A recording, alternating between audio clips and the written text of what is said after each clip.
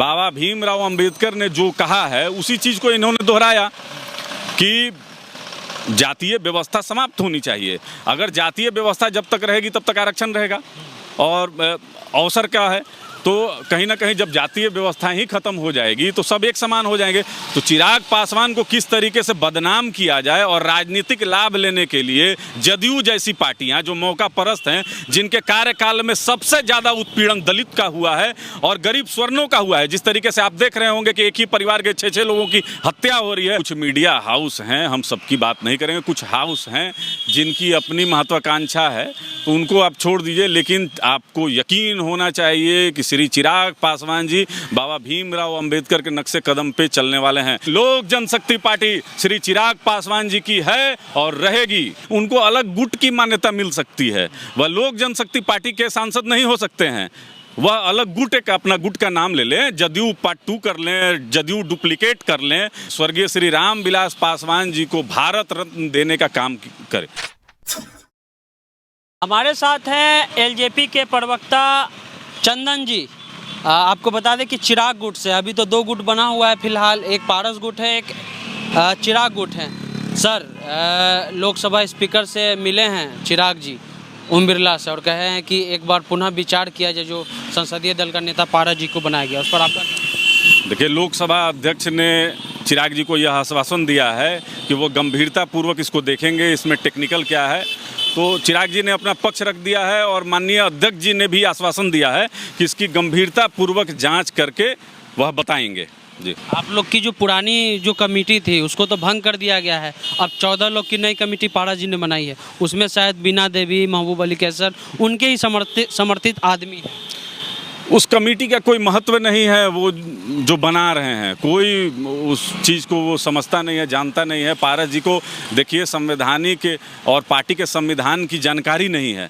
पारस जी अगर संविधान पढ़ लेते तो उनको जानकारी हो जाती कि राष्ट्रीय अध्यक्ष जब तक स्वतः या फिर उनका देहांत ना हो जाए तब तक वह खाली नहीं हो सकता है। वैसे चिराग जी का जो कार्यकाल है वो 2024 तक है, तो असंवैधानिक काम आदरणीय पशुपति कुमार पारस जी कर रहे हैं।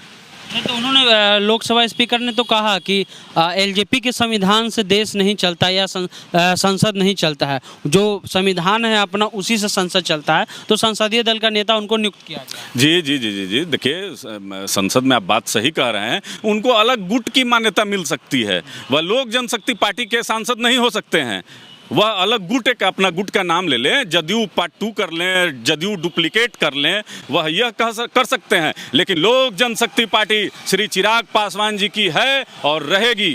अब जदयू डुप्लीकेट का है बोल रहे हैं? इसलिए कि जदयू के ही माननीय मुख्यमंत्री जी और उनके सांसदों ने मिल के लोभ लालच में आदरणीय पारस जी को लोभ लालच मंत्री बनाने का दिया है, और सांसदों को एमएलसी और क्या क्या आप ही लोग के माध्यम से हम लोग सुन रहे हैं।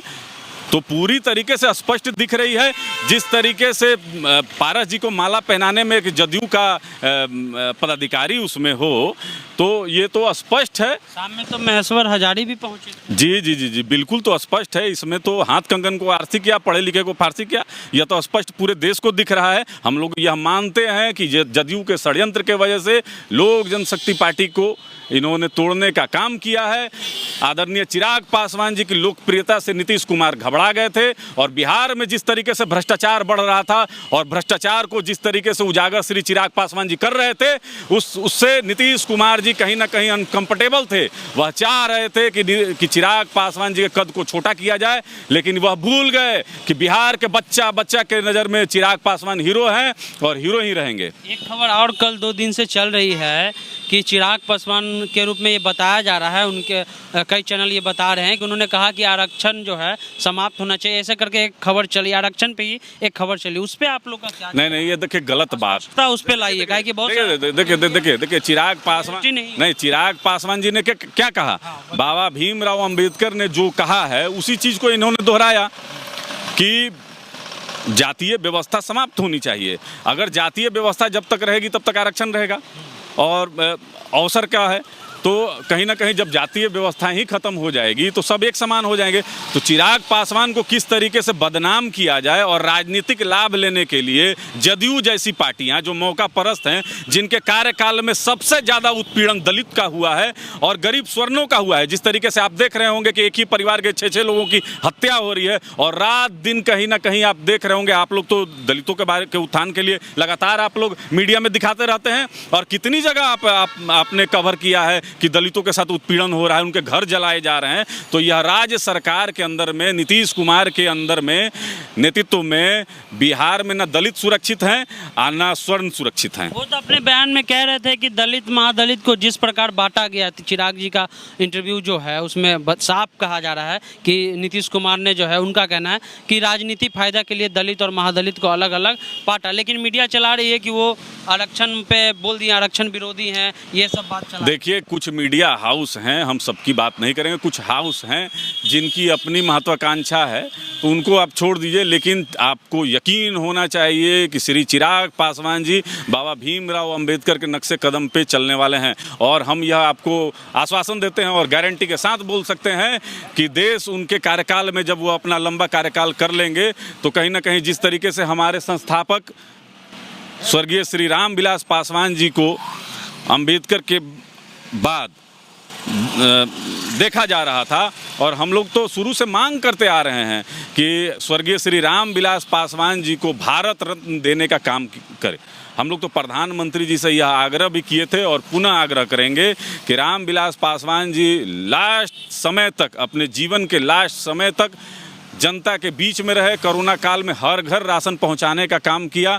उनके जैसा कद का दूसरा कोई दलित नेता अभी भारत में नहीं है। अगला दांव आप लोग का क्या है? हमको तो लगता है कि इससे पहले जो उदाहरण देखा जा रहा था समाजवादी पार्टी का, मुलायम सिंह अखिलेश में जो लड़ाई हुई, लेकिन जीत अंततः अखिलेश की होती है क्योंकि विधायक ज़्यादा समर्थन होते हैं। तो यहाँ आप लोग कहाँ पर, क्या लग रहा है? देखिए, एक चक्रव्यूह रचा गया था कि अभिमन्यु की तरह घेर के शहीद करने का, लेकिन वह भूल गए कि यह स्वर्गीय रामविलास पासवान के पुत्र हैं। चिराग पासवान को देश की जनता पसंद करती है, पार्टी उनके साथ खड़ी है। आज कार्यकारिणी के सभी सदस्य जुट के और उनके नेतृत्व में आस्था व्यक्त किए हैं। तो पार्टी संविधान से चलती है, हम लोग संविधान को मानने वाले लोग हैं, तो हम लोग संवैधानिक तरीके से, वो चाहे लोकसभा हो या चुनाव आयोग हो या फिर सुप्रीम कोर्ट या हाई कोर्ट, कहीं भी लड़ाई में श्री चिराग पासवान जी की ही विजय होनी है। पटना का वार हैं चिराग पासवान जी, बिहार से जन्मे हैं, बिहार के हैं, बिहार में उनके पिताजी का राजनीति ये रहा है। नहीं, देखिए, आपको तो ज्ञात होगा कि जिस तरीके से उनको टाइफाइड हुआ और वो 40 दिन तक कोरोना का लॉकडाउन यहाँ लगा हुआ था और उसके बाद जैसे ही विपक्ष और विरोधियों द्वारा देखा गया कि यह शारीरिक रूप से भी कमज़ोर हैं तो पीठ में खंजर मारने का काम किया गया।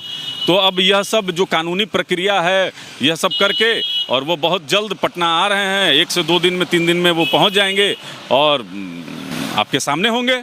तो एलजेपी के प्रवक्ता हैं चंदन सिंह हैं, उनका साफ कहना है कि ये जो खड़मंडल रचा गया है, उन्होंने सीधा आरोप लगाया कि इसमें जेडीयू का हाथ है और इनका कहना है कि बहुत जल्द जो है पटना की धरती, बिहार की धरती पे चिराग पासवान का आगमन होगा। वीडियो कैसा लगा? हमारे यूट्यूब चैनल को सब्सक्राइब कर लीजिए, साथ में फेसबुक पेज को लाइक कर लीजिए। चलते हैं, जय हिंद, जय भारत।